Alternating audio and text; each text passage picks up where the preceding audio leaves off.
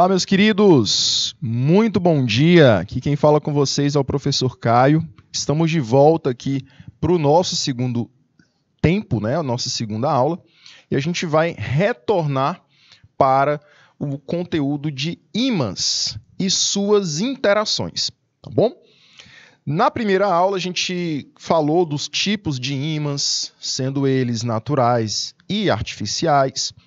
A gente também comentou quais são as substâncias magnéticas, né? As substâncias que podem atrair facilmente, podem repelir com facilidade, ou nada pode acontecer quando eu coloco um ímã próximo. E agora a gente vai falar dos processos de imantação. O que é um processo de imantação, professor? É um processo de você tornar o material um ímã. A gente viu isso no final do primeiro tempo, né? Final da primeira aula. E aí a gente viu o seguinte: ao tornar um material um ímã, ele vai ter todas as características que um ímã possui. A gente vai observar todas as características, tá? E esses processos eles podem ser divididos em 3 processos diferentes. O processo de imantação por contato, imantação por atrito e imantação por corrente elétrica. Na presença de corrente elétrica, o material se torna um ímã. Então, a gente vai trabalhar com esses 3 processos na nossa aulinha de hoje, observando aqui logo o primeiro. Imantação por contato. O que eu tenho que lembrar, professor? Que nesse processo ocorre uma exposição do material com o ímã quando eles estão em contato direto, quando há o toque entre esses 2 objetos. Ao tocar um ímã num objeto ferromagnético, esse objeto ele se torna um ímã também. Tá? Exemplo, quando eu tenho o contato de um ímã com pregos. No momento que os pregos entram em contato com esse ímã, o prego ele se torna um ímã também. Então ele é capaz de quê? Ele adquire a capacidade de atrair outros pregos.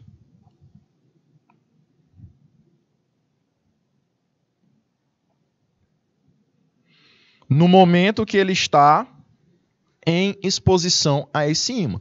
Professor, ele é um ímã temporário, né? Isso. Lembra da historiazinha da moeda que eu contei, né?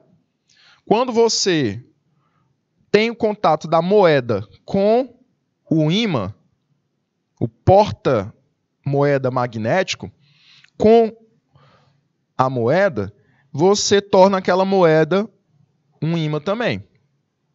Porém, quando eu tiro a moeda do contato com o ímã, a moeda não possui mais nenhuma característica magnética, certo?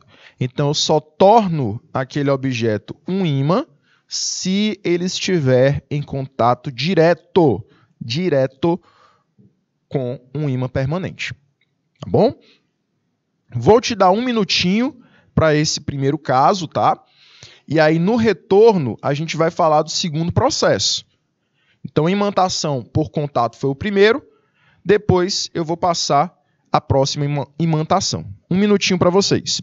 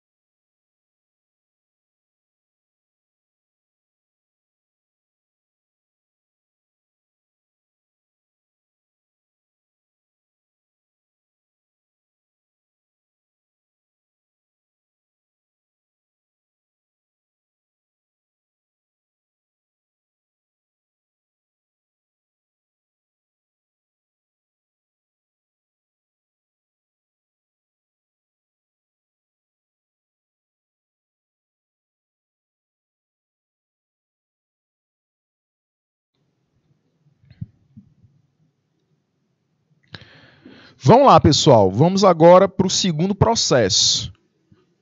A imantação por contato é o primeiro, né? Você tem que ter o toque entre os dois objetos. Vamos para o segundo processo, que é a imantação por atrito. Esse processo aqui eu vou mostrar para vocês, que é o processo de criação da bússola, né? A bússola, quando ela foi criada, eles colocavam o seguinte: pegavam um balde com água e pegavam um material ferromagnético e atritavam com esse material um ímã. Então, o ímã e o material ferromagnético, um prego, uma barra de metal, eram atritados, tá? E esse material metálico, ele adquiria as características do ímã. Ao adquirir as características do ímã, eles colocavam essa barra de metal dentro do balde e levavam para as suas expedições. O que acontecia? A barra de metal era atraída pelo campo magnético da Terra, gerando então a bússola. Então, por isso que a bússola ela sempre se orienta para o norte, né? Vou explicar o porquê já já. Então, esse é o segundo processo, é o processo de imantação por atrito. O que a gente tem que lembrar? Que você deve atritar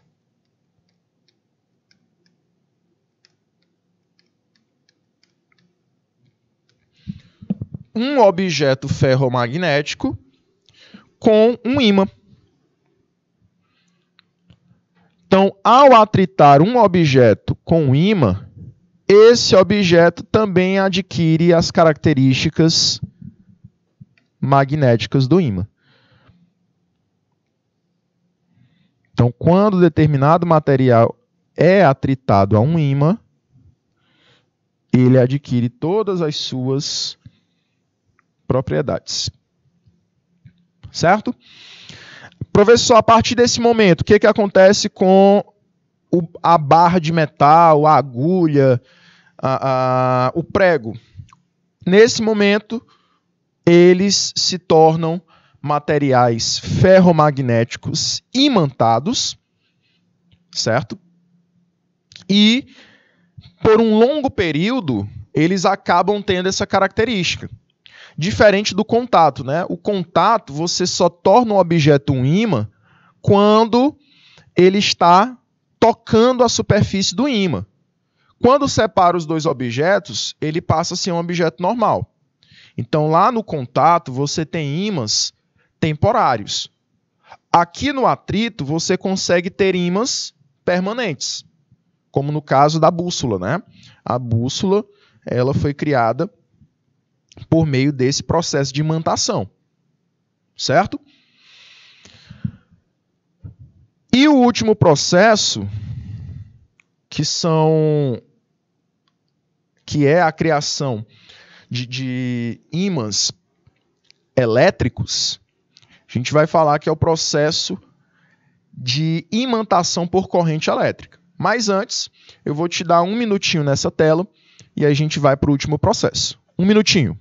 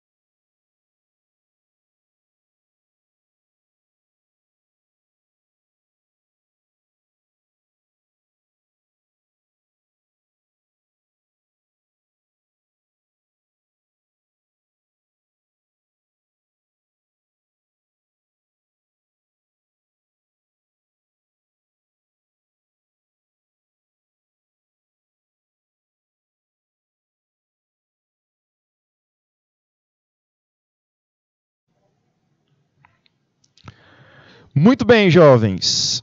Próximo tópico é a última maneira, a última forma de você imantar um material. É por meio da imantação por corrente elétrica. Ou seja, é necessário você ter a presença de eletricidade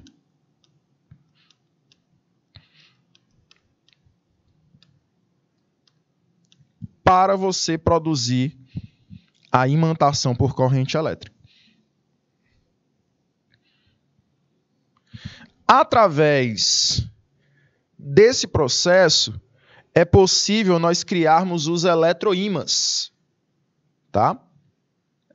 É possível a gente ter a criação daqueles ímãs que eles se ligam e desligam, tá? Então, através dessa criação, desse processo de imantação, você pode ter um ímã que liga e desliga. Professor, como é que eu crio um ímã elétrico, ou chamado de eletroímã?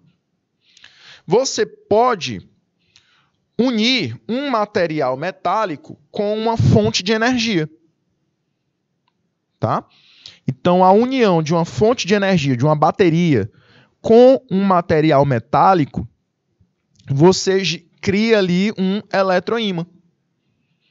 Alguém está produzindo uma DDP, no caso é essa bateria, e a DDP, como eu falei antes, até na semana passada a gente estava revisando isso, eu falei que a DDP ela consegue gerar corrente elétrica. Ou seja, ela consegue empurrar os elétrons para se moverem por esse fio.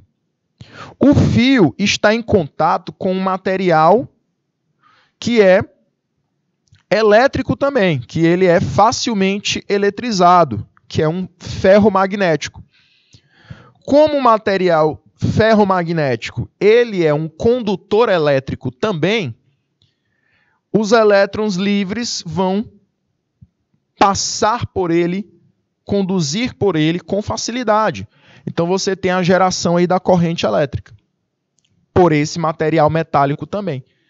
E aí, professor, qual a consequência disso? Você está vendo aqui na pontinha, ó, vários pregos estão sendo atraídos por esse prego maior.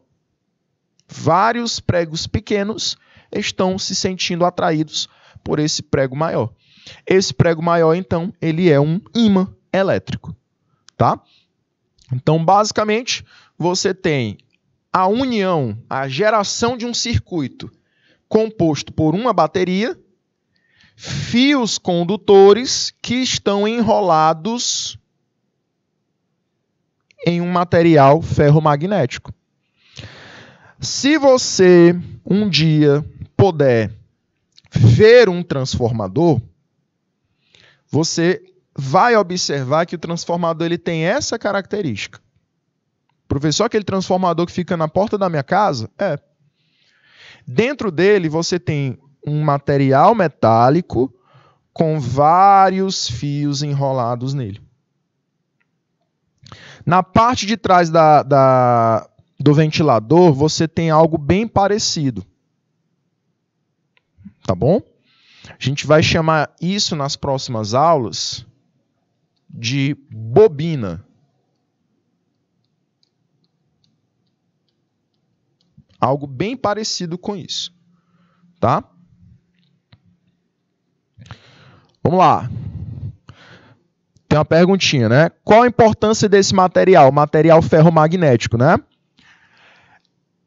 Através de um material magnético, de um material ferromagnético, você tem a passagem mais fácil de elétrons serem transmitidos por esse prego, e assim o teu ímã ele vai ter maior potência, ele vai conseguir atrair mais. Aí a gente viu na aula passada, no primeiro horário, que não existem só os materiais ferromagnéticos, mas existem os paramagnéticos, o diamagnético. Se eu colocar ao invés de um prego que é ferromagnético, colocar um paramagnético ou um diamagnético, o ímã ele já não vai funcionar tão bem, tá? Então, se eu quero um ímã forte, um ímã que vai atrair outros materiais com facilidade, eu tenho que usar um ferromagnético. Por isso que eu posso usar um prego, tá? Por quê, professor? Porque como ele é ferromagnético, ele também é condutor elétrico. E por ser um condutor elétrico, os elétrons eles migram de um lado para outro, eles vão caminhando de um lado para outro desse material. Então é por isso que nós usamos um material ferromagnético, porque além de ser ferromagnético, ou seja, ele produzir muito magnetismo, ele se tornar um bom ímã, ele é um material condutor. Ele recebe com facilidade eletricidade, tá?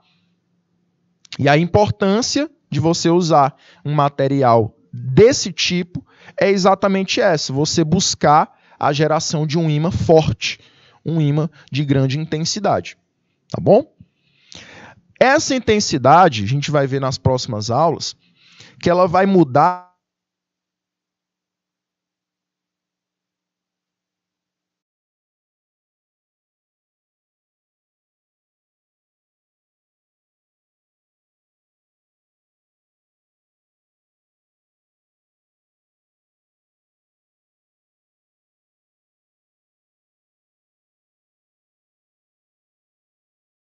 voltas que eu dou nesse fio, ele vai também mudar a intensidade do meu ímã.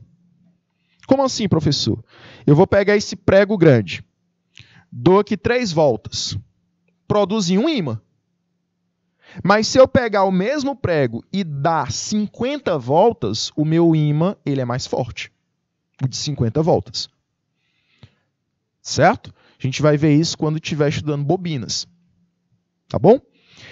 Então, galerinha, para você anotar todas essas informações, eu vou te dar um minutinho, tá? E a gente volta já já. Um minutinho.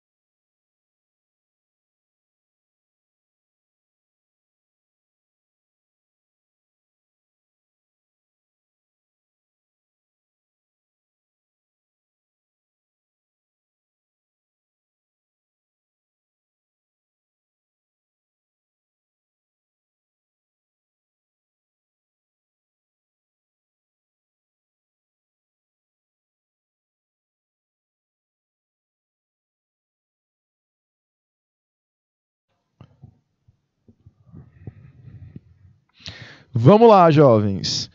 O Fernando tinha feito a pergunta aqui sobre a importância do transformador. Galerinha, o transformador, ele parece muito um eletroímã, né? Ele também tem várias voltas de um fio condutor, normalmente cobre, em torno do material metálico, igual essa imagem que você vê na telinha. Qual é a importância desse transformador e o número de voltas desse fio interfere no transformador? Vamos lá para a primeira pergunta. Qual é a importância do transformador? O transformador, galerinha, ele tem a importância de diminuir a tensão elétrica que chega até a tua casa. Nossos aparelhos eles estão preparados para receber uma tensão de 220, 127 volts, 110, para que eles recebam essa quantidade de eletricidade, existe um transformador na tua rua para diminuir a tensão que sai lá da hidrelétrica, que sai lá da subestação da tua cidade. Então, existe nesse caminho da hidrelétrica para a subestação e da subestação para a tua casa, existem vários transformadores que vão fazer esse papel. De pouco a pouco, eles vão diminuindo a tensão elétrica e vão chegar no teu aparelho apenas uma parcela dessa tensão. A mesma coisa acontece, que eu falei até nas últimas aulas, quando você coloca o teu celular para carregar. Eu até falei que tem um vídeo aí, né, bem cômico, passa nas redes sociais, de que o cara pega um fio, de um lado é uma tomada que ele coloca diretamente no interruptor, e do outro tem o cabo USB que ele conecta no celular. Aí o final do vídeo é só a portazinha entreaberta e a luz piscando lá dentro, né? Como se fosse uma explosão. E aí, galerinha, por que acontece isso, né? Essa explosão? Por que você não pode carregar teu celular diretamente num cabo com a tomada? Porque o teu celular vai receber os 220 de uma vez. E, opa, olha aí o transformadorzinho aparecendo aqui. E, valeu, viu, Fernando? Foi top, ficou top, ó. E aí, galerinha, o papel do carregador do celular, aquele quadradinho, é o mesmo papel do transformador. Bota o transformador aí de volta, Fernando. O que o carregador de celular faz? Ele é um filtro de tensão elétrica. Dos 220, o teu celular só recebe 30, 15. O transformador faz a mesma coisa. O que o transformador faz? Está aqui desse lado. O que o transformador faz? Ele é um filtro de tensão também. Chega perto de um transformador e observa quanto de tensão passa por ele. Normalmente é 100 mil, 50 mil, 80 mil. Chega até mais, dependendo do transformador. Mas a tua casa não vai receber aqueles 100 mil, 80 mil. Ela vai receber 220. Imagina a tua geladeira receber tudo isso. Tchau, geladeira.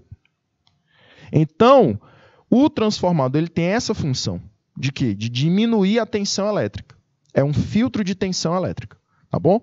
Valeu, meu amigo. Obrigado, viu? Ficou top. Show de bola. E aí, professor, o que a gente vai ver depois? Nas próximas aulas, eu vou mostrar esse transformador para você, explicar o funcionamento dele melhor. O número de voltas, quanto mais voltas ele tiver, mais tensão elétrica ele vai filtrar. A gente vai perceber isso, tá? Que entra uma quantidade grande e passa para o outro lado na saída uma quantidade bem menor, certo? Então, por isso a importância dos transformadores elétricos. Galerinha, e as propriedades dos ímãs? Os ímãs, eles têm algumas características que todo ímã vai possuir. Não tem exceção. Todo ímã terão essas 3 características. A primeira das propriedades é a propriedade dos polos magnéticos. O que são polos? Seguinte, o ímã, ele altera ao seu redor, ele produz ao seu redor um campo magnético, que alteram as características magnéticas dos objetos que estão próximos dele. Se eu colocar um prego próximo desse ímã aqui, o que vai acontecer? O prego vai se sentir atraído. É igual aquela coisa do desenho do Pernalonga, né? Pernalonga pega aqui um ímã, tira do bolso um ímã gigantesco, e aí o caçador que vai caçar ele, a arma dele é atraída pelo ímã. Isso aí é cena típica do desenho do Pernalonga. Por que que a arma foi atraída pelo ímã do Pernalonga? Porque ao redor daquele ímã criou um campo magnético que alterou as características magnéticas da arma. A arma, como ela tem ferro, ela se sentiu atraída. Os espinzinhos dele, né, da arma, foram atraídos pelo ímã. Só que esse ímã tem pontos mais intensos desse campo magnético. Ele altera toda a região ao redor dele. Porém, existem pontos mais intensos, mais fortes de atração. Esses pontos são os polos. Tá? A mesma coisa acontece no Polo Norte e Polo Sul do nosso planeta. No nosso planeta, você tem pontos mais intensos. O nosso amigo Jorge, da tarde, ele fez uma pergunta. Professor, por que que os aviões... Vou até sentar. Por que que os aviões eles não passam pelos polos do nosso planeta? Eles não sobrevoam os polos do nosso planeta. Dizem lá que tem algo que não pode ser visto, né? Tem lá uma experiência que os Estados Unidos estão fazendo que não pode ser visto. O pessoal comenta aí na internet. É por isso? Não, não é por isso. É porque o magnetismo do nosso planeta ele é mais forte nessa região. E nas próximas aulas a gente vai ver que o magnetismo ele causa interferência em todo e qualquer aparelho que vai estar ali naquela região. Mais forte, mais intensa. E o rádio dos pilotos das aeronaves utilizam eletromagnetismo, ondas eletromagnéticas para gerar comunicação. Então, se ele passar exatamente no polo ou nas proximidades do polo, você vai ter uma interferência eletromagnética. O piloto vai estar voando às cegas. Pode produzir uma interferência no rádio, pode produzir uma interferência no mapa dele, no mapa que ele vê no painel lá do avião. Então, ele literalmente vai estar voando às cegas. Tá? Então, por isso que os aviões eles não têm rotas sobre os polos da Terra. Beleza? Então, a justificativa é essa. Porque o campo magnético nessas regiões é mais intenso. Ok?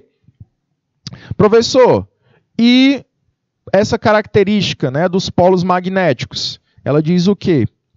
Que os ímãs são bipolares. Professor, eles têm duas personalidades? Não. Eles têm dois polos. Um polo norte e um polo sul. Sempre.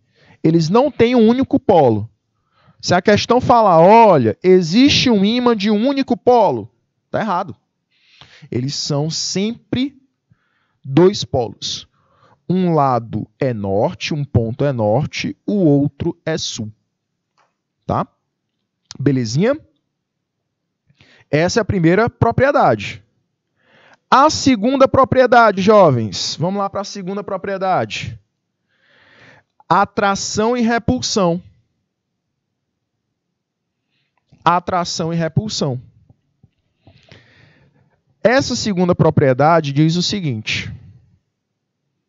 Quando eu tenho polos diferentes próximo dos outros, um próximo do outro, eu tenho processo de atração. Quando eu tenho polos iguais, um do lado do outro, eu tenho processo de repulsão. Você pode colocar aqui dois ímãs, um do lado do outro. Se você colocar eles polo norte próximo do polo sul do outro, polo norte do primeiro próximo do polo sul do segundo, eles vão se unir na mesma hora. Eles vão se sentir atraídos. Se eu virar o primeiro e virar o segundo, vai ficar sul do primeiro, norte do segundo, né? Vai ficar alternado do mesmo jeito. Então, novamente, eles vão se atrair. Agora, se eu colocar sul com sul ou norte com norte, vai ter repulsão, professor. Você pode forçar para os dois se unirem. Você pode empurrar. Os dois vão estar querendo se repelir. Eles vão forçar para o lado oposto. Tá? Então, aquela dicasinha dos polos opostos se atraírem e dos polos iguais se repelirem, continua da mesma forma. Tá bom? Então, a gente tem aqui o seguinte. Segunda propriedade diz que mesmo polo tendem a se repelir e polos diferentes se atraem. Você está observando aqui na imagem, né? Norte com sul gera atração. Porém, sul com sul, repulsão. Norte com norte também. Tá bom? E a terceira e última propriedade, são 3 propriedades, é a propriedade da inseparabilidade dos polos magnéticos. Os polos magnéticos são inseparáveis. Lembra da primeira propriedade? Que os polos são bipolares. O ímã é bipolar, ele tem 2 polos sempre. Pois aqui está a aplicação daquele primeiro princípio, daquela primeira propriedade. A inseparabilidade dos polos. Polos são inseparáveis. Os polos de um ímã são inseparáveis. Como assim, professor?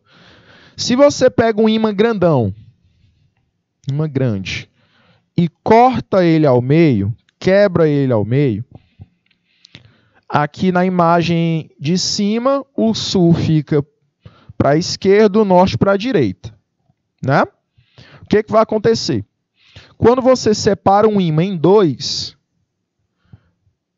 eles vão continuar sul-norte.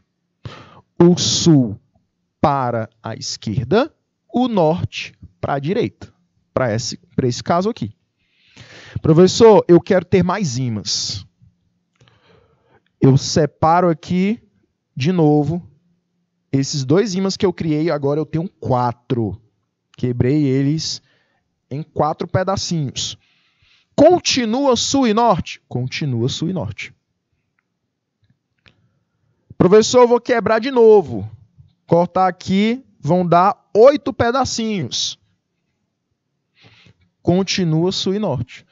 Ave Maria, professor, se eu cortar aqui de novo, continua sul e norte. Esses polos, eles são inseparáveis. Lembra que eu falei, não existe ímã com um único polo. Professor, e se eu quiser fazer o caminho oposto, unir todo mundo, consegue? Consegue. Pega aí sul e norte, sul e norte, sul e norte, sul e norte, sai fazendo o caminho inverso. Vai todo mundo ficar junto. Certo? Belezinha?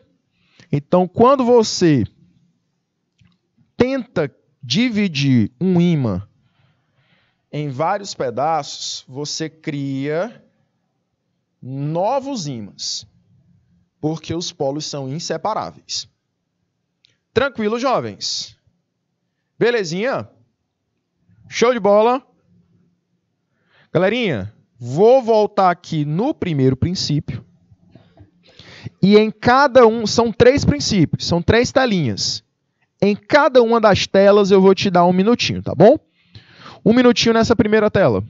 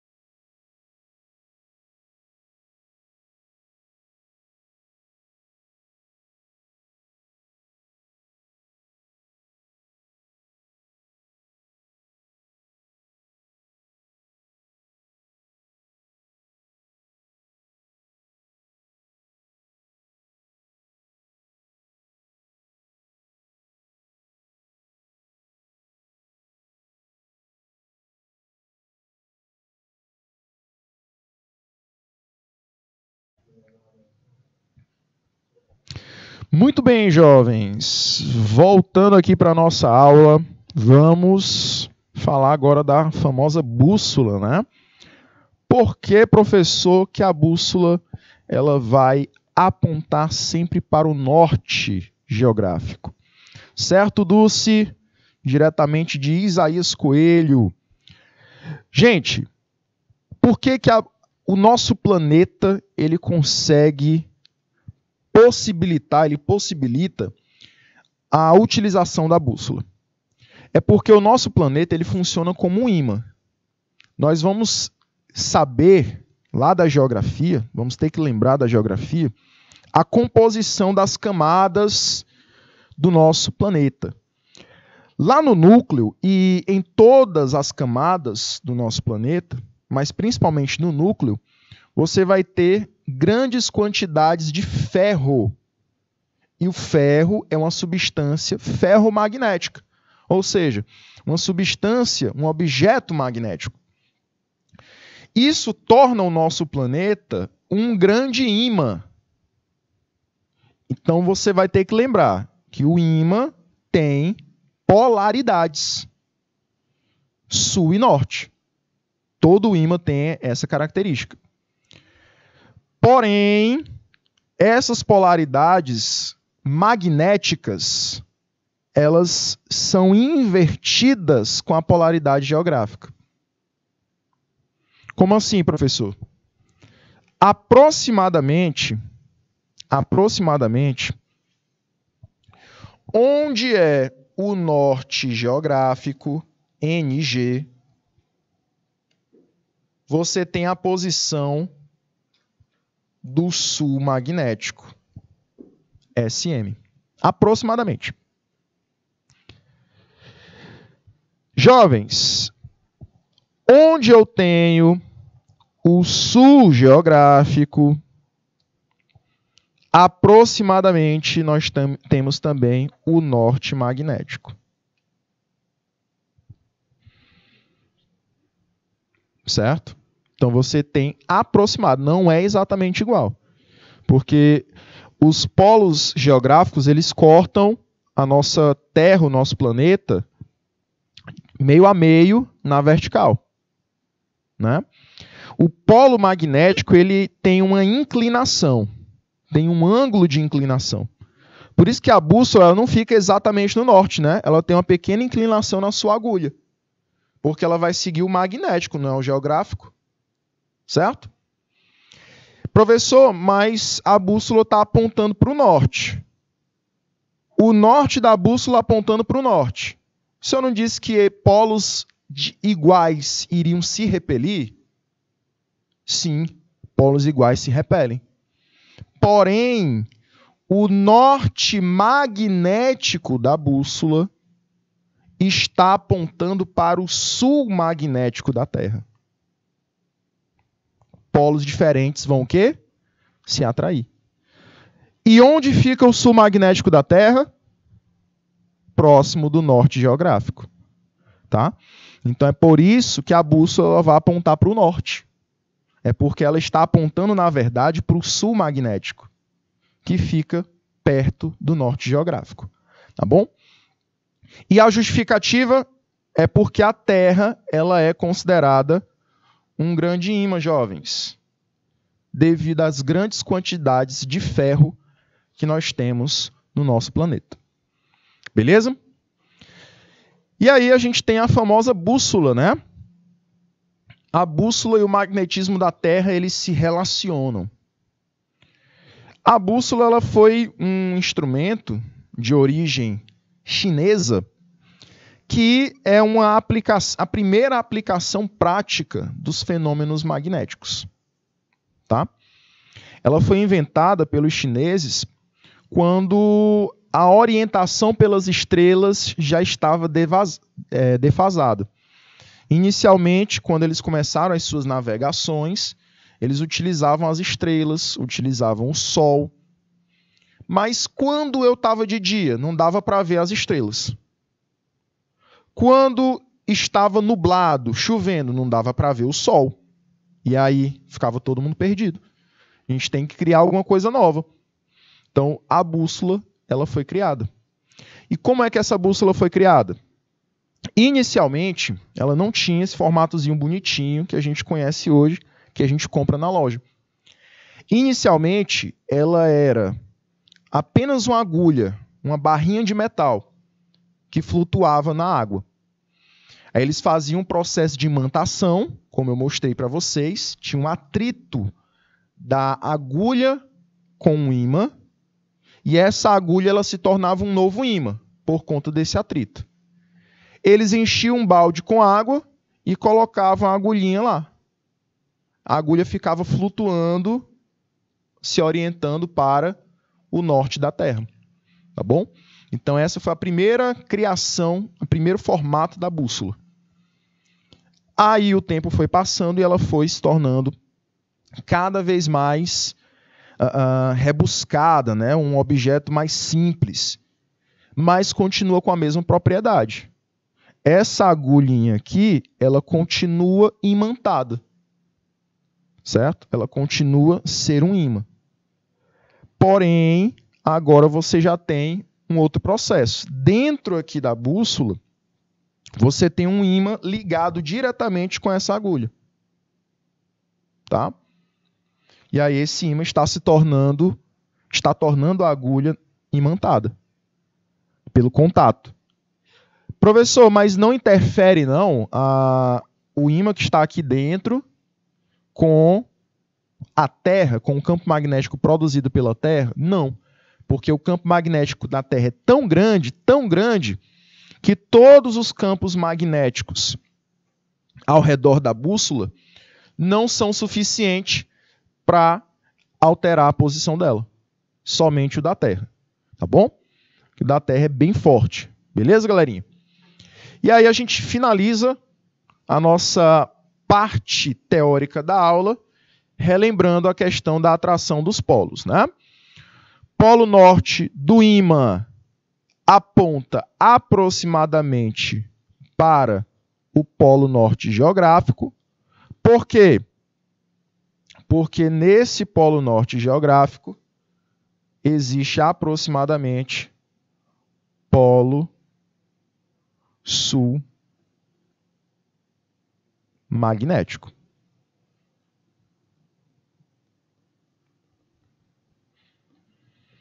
Professor, e o polo sul do ímã, da bússola, aponta aproximadamente para o polo sul geográfico, porque no polo sul geográfico existe aproximadamente polo norte magnético. E aí, sul é atraído pelo norte e norte pelo sul. Certo, jovens? Vou te dar 1 minutinho nessa telinha, e aí nesses 10 minutinhos finais, 8 minutinhos, 9, a gente vai estar trabalhando questões sobre o nosso tema, tá bom? 1 minutinho na tela.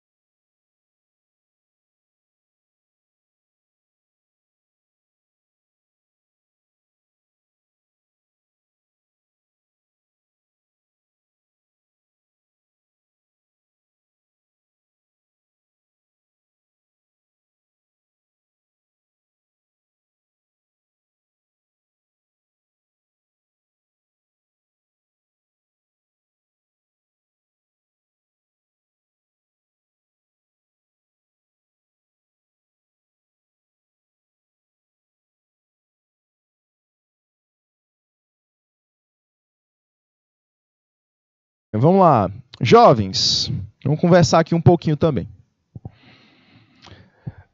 Vamos lá. Tem um fenômeno muito bonito de ser visualizado, de ser visto, que são as auroras, né? Boreal e austral. Elas acontecem nos polos, tá? E esses fenômenos, eles geram luzes no céu, luzes coloridas, normalmente de cor verde ou violeta. Esses fenômenos, eles estão relacionados diretamente com o campo magnético do nosso planeta. Como o campo magnético do nosso planeta ele é mais intenso nos polos, lembra que um ímã tem mais intensidade nos polos, e se o nosso planeta é um ímã, então a intensidade maior fica nessa região. Você tem raios solares, os ventos solares, incidindo a todo momento o nosso planeta. Porém, olha aí, que imagem linda.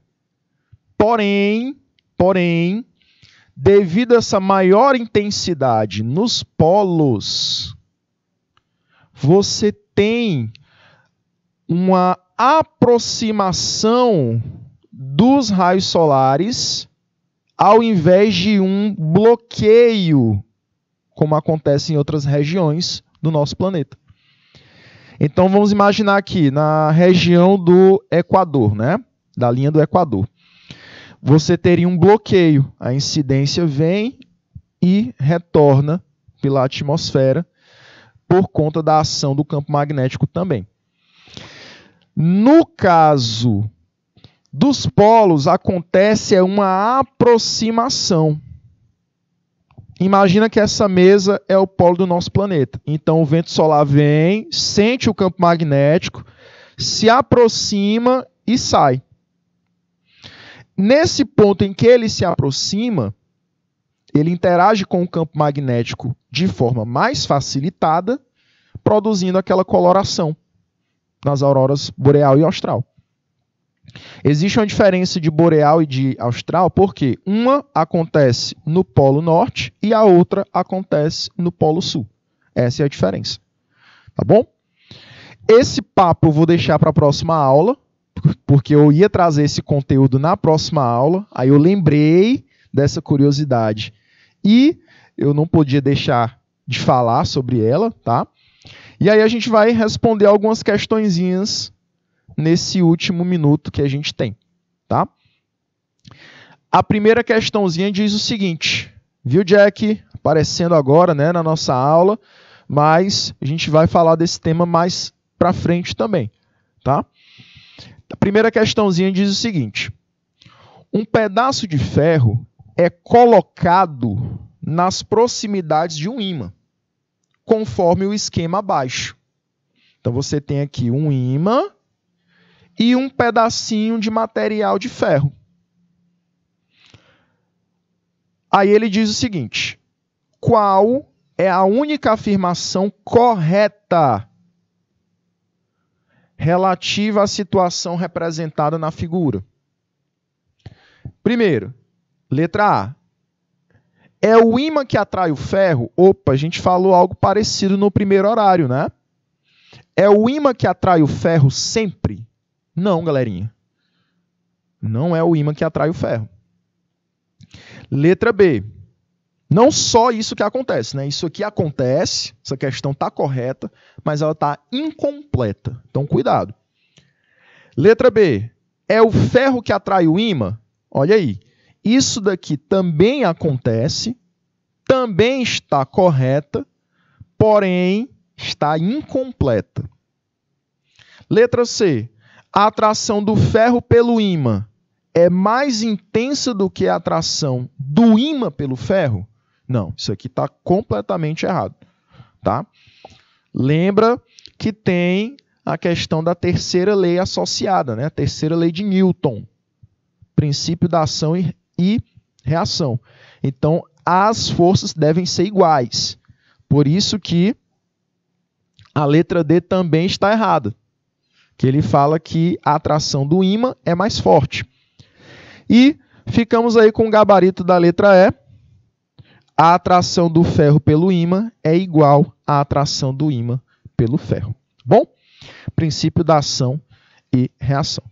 Jovenzinhos, finalizamos aqui nossa aula de hoje. Vamos nos encontrar na quinta-feira só para falar de exercícios, só para aplicar os nossos conhecimentos adquiridos hoje. Então a gente volta quinta-feira e até lá, jovens. Tchau, tchau.